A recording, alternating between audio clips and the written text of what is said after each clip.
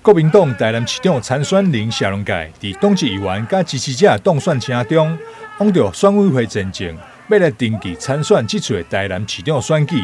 谢龙介表示，台南已经有30党无政党轮替，应该换人做看卖，才知影好歹。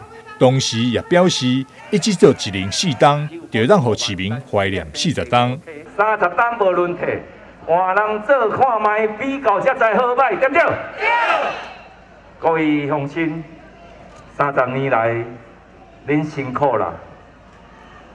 会使讲，30年一党执政，咱看到愈来愈稀微，尤其合并了后的台南市，快乐的出旁变成悲哀的愿望。伫咱詹文溪北，会使讲人人怨天在地，所以台南需要改变。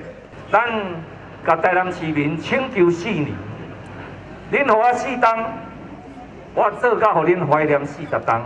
谢龙介也提出夜政见，互老人有健保。囡仔有营养午餐，少年人加成家立业。六都的老人健保，你甲想看卖？敢若台南市还搁咧保，还搁咧烦恼。台北、新北、桃园、台中、高雄拢有补助，敢若台南市无。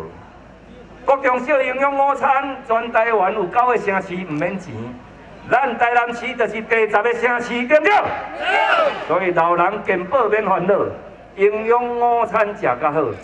少年人生囝，即马恋爱唔敢结婚，敢结婚唔敢生囝，敢生囝惊饲袂起，非常的为难。所以我提出生育的补助，第一梯3万，第二梯5万，安尼好无？好。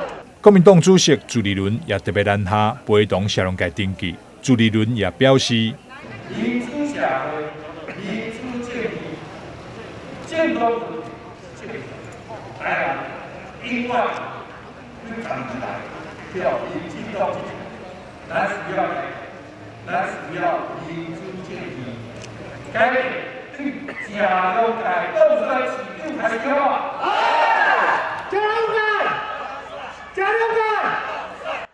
一边是当选支持声，另外一边却是台南基政党议员参选人的抗议声，因大声喊出国民党无倒，台湾就袂保，就此表达不满。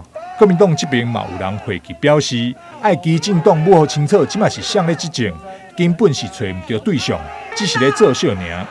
但是新闻张秀维采访报道。